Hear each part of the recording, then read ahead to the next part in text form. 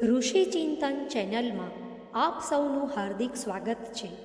લેખક વેદમૂર્તિ તપોનિષ્ઠ પંડિત શ્રીરામ શર્મા આચાર્ય દ્વારા લિખિત પુસ્તક ગ્રેટ પર્સનાલિટી મહારાણી અહલ્યાબાઈ તમારી સમક્ષ પ્રસ્તુત કરતા અમને ખૂબ જ આનંદનો અનુભવ થાય છે.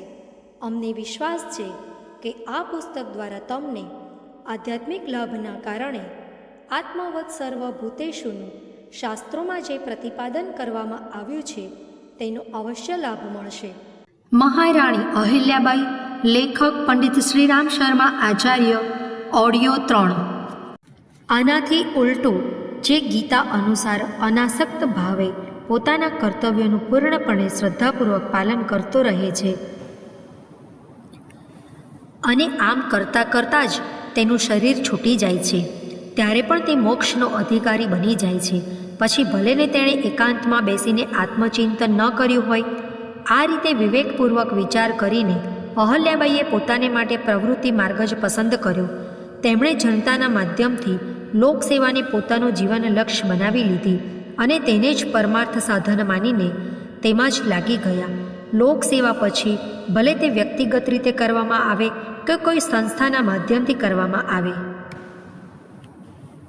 જો તેનું લક્ષ્ય આધ્યાત્મિક હોય, તેમાં સમાયેલી ભાવના સાધનાવાળી હોય, તો નિશ્ચિંતપણે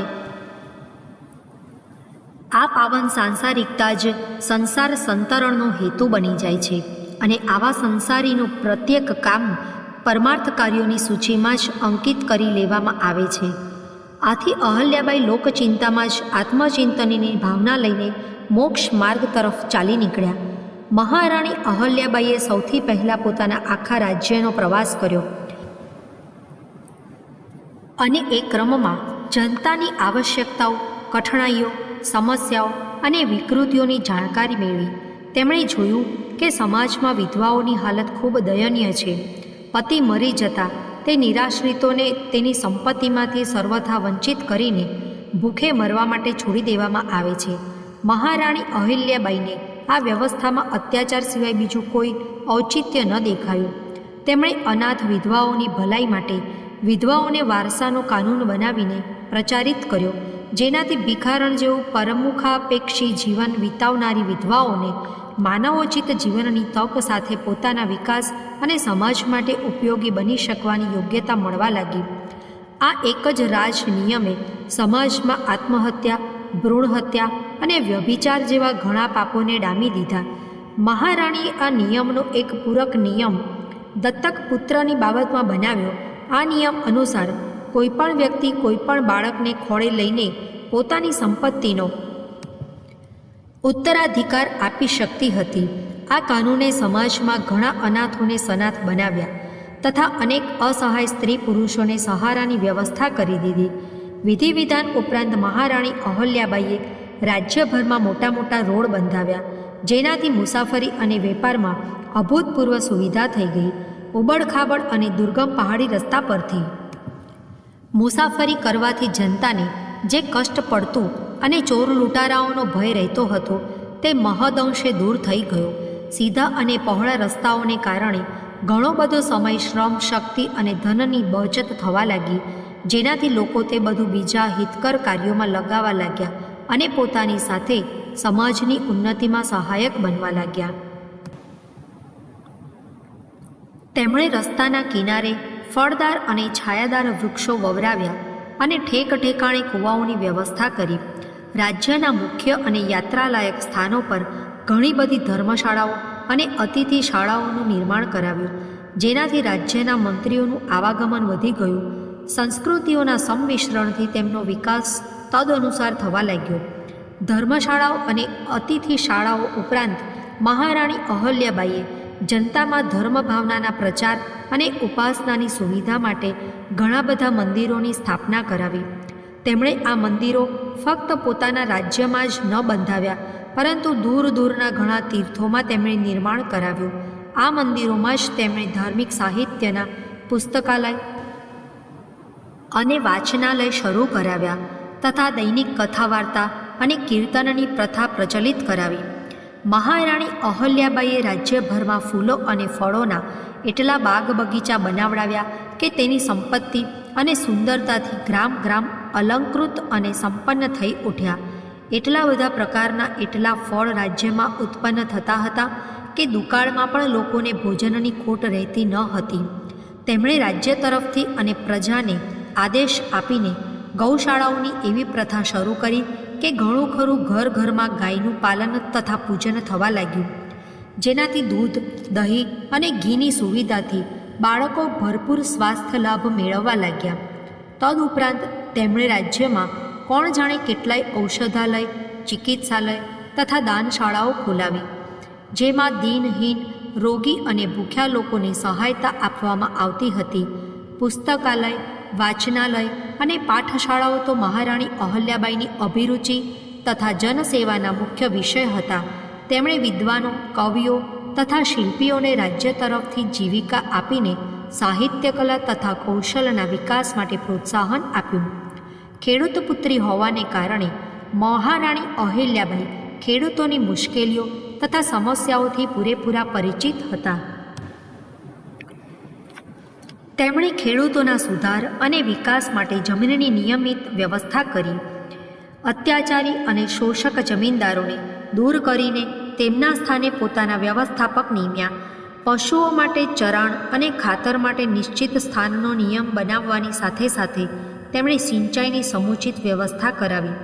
ગામડાઓમાં જરૂરિયાત મુજબ કાચા પાકા કૂવા બનાવડાવ્યા.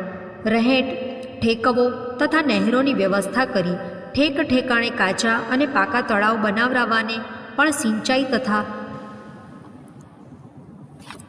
પીવા અને નાહવા ધોવા માટેના પાણીની સ્થાયી વ્યવસ્થા કરાવી. તેમણે મહેસૂલના દર અને ફસલના ભાવ નિશ્ચિત કર્યા.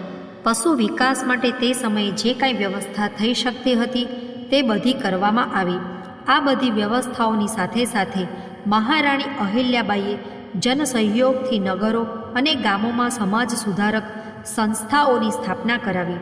આ સંસ્થાઓ લોકોમાં પારસ્પરિક સહયોગ, સૌહાર્દ તથા સામૂહિકતાની ભાવનાનો પ્રચાર કરતી રહેતી હતી. આ સંસ્થાઓ દ્વારા સમાજમાં એવી કુરીતિઓ, કુપ્રથાઓ અને પરંપરાઓ વિરુદ્ધ પ્રચાર કરીને જનમનમાં પરિવર્તનના પ્રયાસ કરવામાં આવતા હતા કે જેને રાજ્ય પ્રબંધ પોતાના અધિકારમાં લાવી શકતો ન હતો.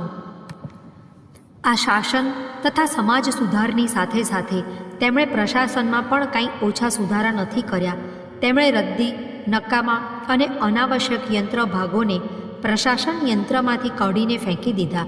ભ્રષ્ટાચારી, લાંચિયા, અપ્રામાણિક, અયોગ્ય તથા વિશ્વાસઘાતી રાજ્ય કર્મચારીઓને ફક્ત કાઢી જ ન મૂક્યા, પણ તેમને દંડ પણ આપ્યો. આ ઉપરાંત તેમણે રાજ્યના પદો પરથી વારસાની પ્રથાને દૂર કરીને યોગ્યતાનો પ્રતિબંધ લાદી દીધો. તેમણે રાજ્યમાં પદોની સંખ્યા, તેની પ્રકૃતિ અને સ્વરૂપ નિશ્ચિત કર્યું. 10 કર્મચારીઓની યોગ્યતા માટે શિક્ષણ અને પ્રશિક્ષણ સંસ્થાઓની સ્થાપના કરી. આમ લગભગ 60 વર્ષ સુધી આધ્યાત્મ ભાવથી જનતા જનાર્દનની સેવા અને સુધાર કર્યા પછી મહારાણી અહલ્યાબાઈ પક્વ અવસ્થામાં જીવનની સાર્થકતા સાથે પરમધામ સિધાવી ગયા.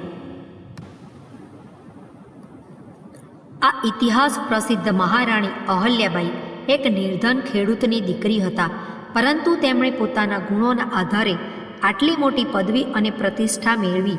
જે અનુકરણીય ગુણો તેમણે એકવાર ગ્રહણ કરી લીધા હતા તેને તેમણે જીવનભર ન છોડ્યા.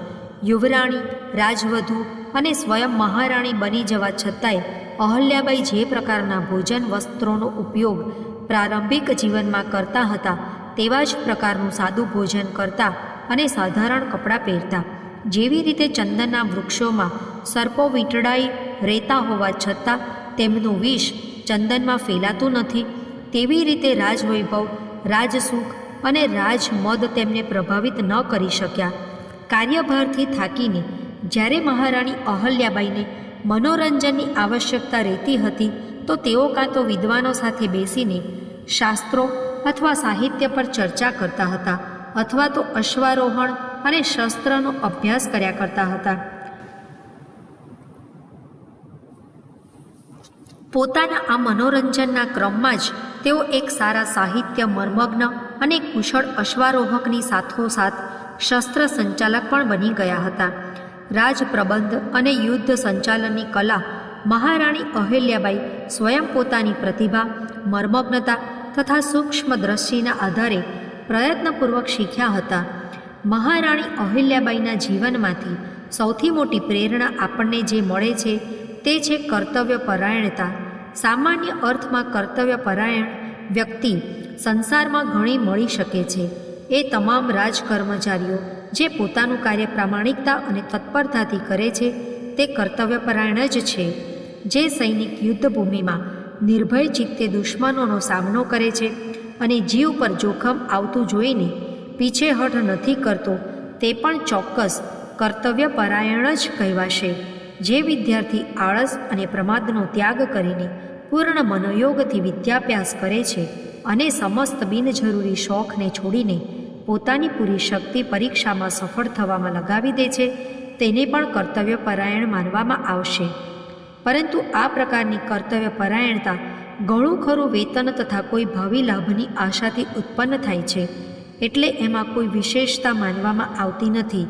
પરંતુ મહારાણી અહિલ્યાબાઈ એવા સર્વોચ્ચ પદ પર હતા કે તેમના માટે કોઈ પ્રકારના લાભ અથવા ધન પ્રાપ્તિની ભાવના કર્તવ્યપરાયણતાની પ્રેરક હોઈ શકતી ન હતી.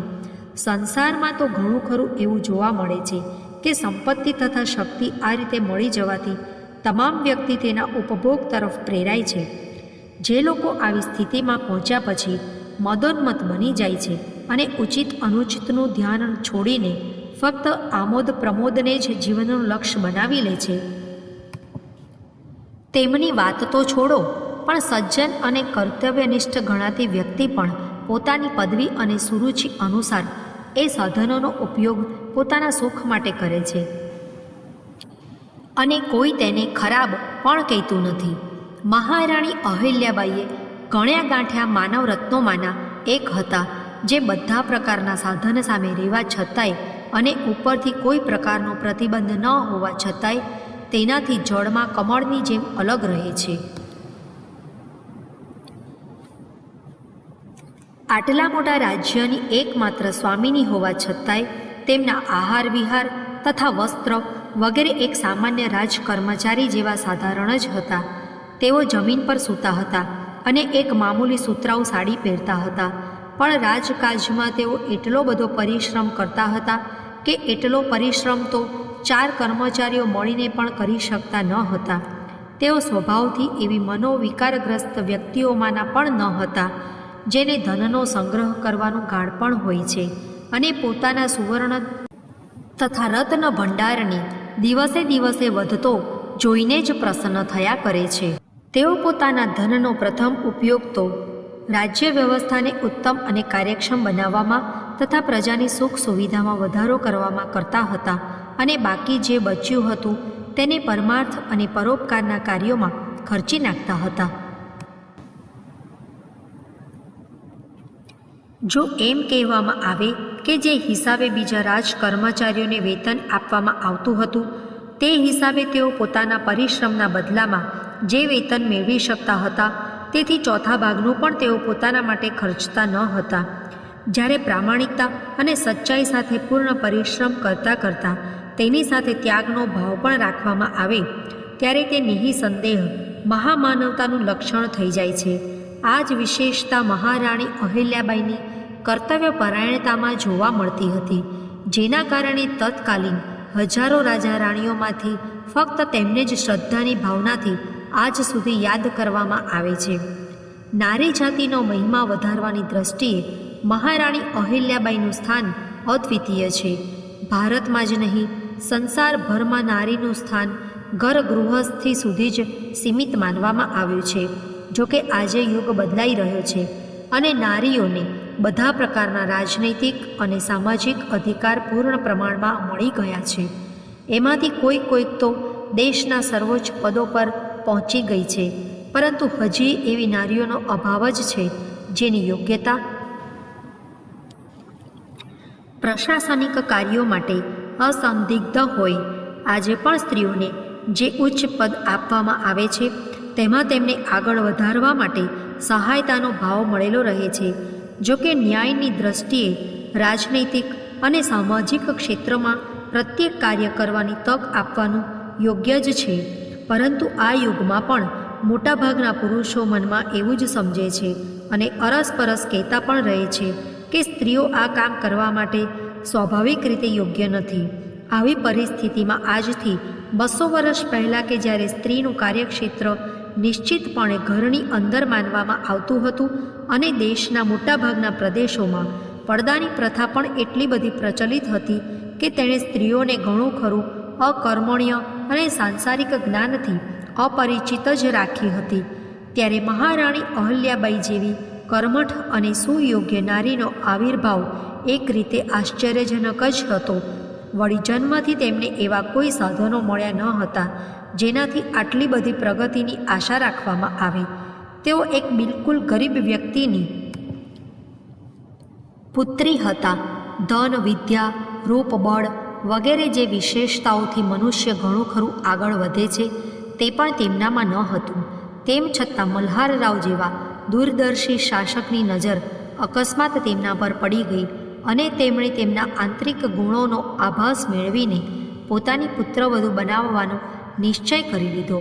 તેનાથી જાણવા મળે છે કે મનુષ્યની આત્મિક પવિત્રતા, સરળતા અને સત્યની ભાવના એ એવા ગુણો છે જે અનેક બાહ્ય વિશેષતાઓ કરતાં વધારે પ્રભાવશાળી સાબિત થાય છે. ઘણું ખરું એવું પણ જોવા મળે છે કે જ્યારે કોઈ સાધારણ સ્થિતિનો મનુષ્ય સંજોગવશાત આવું ઉચ્ચ સ્થાન મેળવી લે છે તો તે પોતાની પહેલાંની સ્થિતિને ભૂલીને અભિમાની અને સ્વાર્થી બની જાય છે તથા પોતાની સંપત્તિ અને સાધનોનો પોતે જ વધુમાં વધુ ઉપયોગ કરવા ઈચ્છે છે. આવી વ્યક્તિઓમાંની અનેક વ્યક્તિ તો એવું પણ વિચારવા લાગે છે કે જ્યારે આપણી ગરીબાઈમાં કોઈએ આપણને મદદ નથી કરી તો પછી અત્યારે અમે શા માટે કોઈને મદદ કરવાની ચિંતા રાખીએ. આવી વ્યક્તિઓ નિશ્ચિતપણે ખૂબ સંકુચિત અને અદૂરદર્શી હોય છે. તેઓ એવું નથી વિચારી શકતા કે આવી સૌભાગ્યની સ્થિતિને અવિચળ કે અટલ સમજી લેવી એ બુદ્ધિમાની નથી. કોને ખબર ક્યારે એ વાદળની છાયાની જેમ વિલીન થઈ જાય.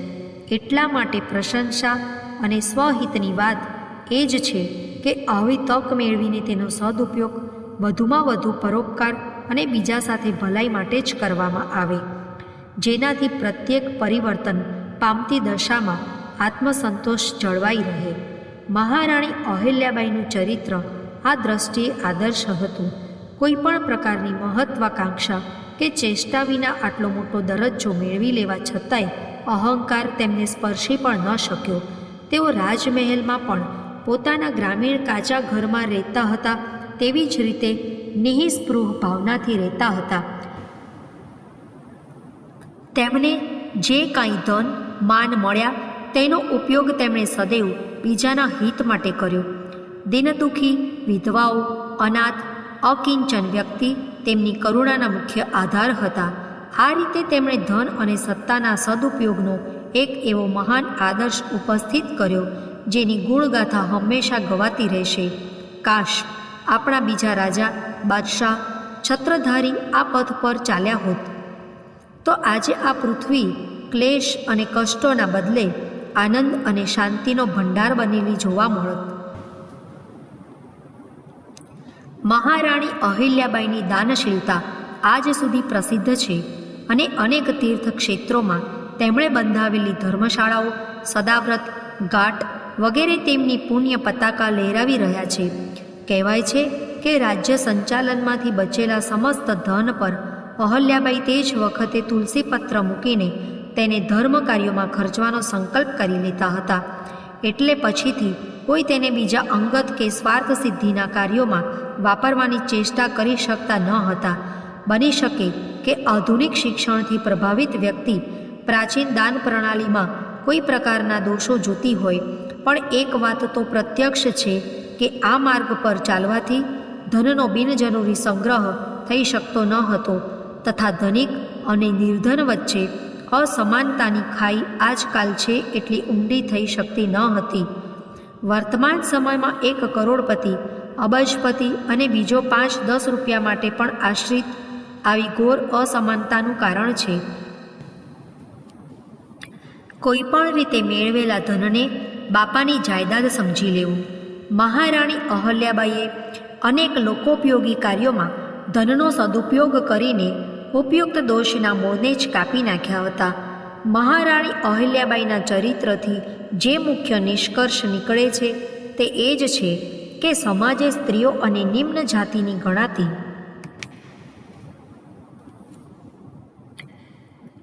વ્યક્તિઓની આજ સુધી જે ઉપેક્ષા કરી છે તેમાં પરિવર્તન કરવામાં આવે. સંસારમાં સૌને પ્રગતિ અને ઉન્નતિની તક મળવી જોઈએ અને જે કોઈ સાચા સદ્ગુણોનો પરિચય આપે તેની યોગ્ય કદર કરવી જોઈએ. આ પ્રકારનો વ્યવહાર કરીને આપણે સંસારની અને આપણી પોતાની મોટી સેવા કરી શકીએ છીએ. આપણે નિશ્ચિંતપણે એ તથ્યને સમજી લેવું જોઈએ કે વ્યક્તિ અને સમાજનું સૌથી મોટું હિત એમાં જ છે કે વધુમાં વધુ લોકોને સન્માર્ગ પરમાર્થ પથ પર ચાલવાની પ્રેરણા અને તક આપવામાં આવે. સંસારમાં સજ્જનો, પરોપકારીઓ, સેવાભાવવાળાની સંખ્યા જેટલી વધારે વધશે એટલું જ માનવ જાતિનું કલ્યાણ થશે અને તે દેવત્વ તરફ અગ્રેસર થઈ શકશે. મહારાણી અહલ્યાબાઈએ આપણા સૌની સમક્ષ, ખાસ કરીને નારી જાતિ સમક્ષ એવો ઉચ્ચ અને સાથોસાથ સરળ આદર્શ ઉપસ્થિત કર્યો છે જેનું અનુસરણ કરીને આપણે સૌ પણ મહાનતાનું વરણ કરી શકીએ છીએ. બધી જ રીતે અધિકાર સંપન્ન અને ગુણવતી હોવા છતાંય મહારાણી અહલ્યાબાઈમાં અભિમાન, અહંકાર કે મદનો છાંટો સુદ્ધા ન હતો.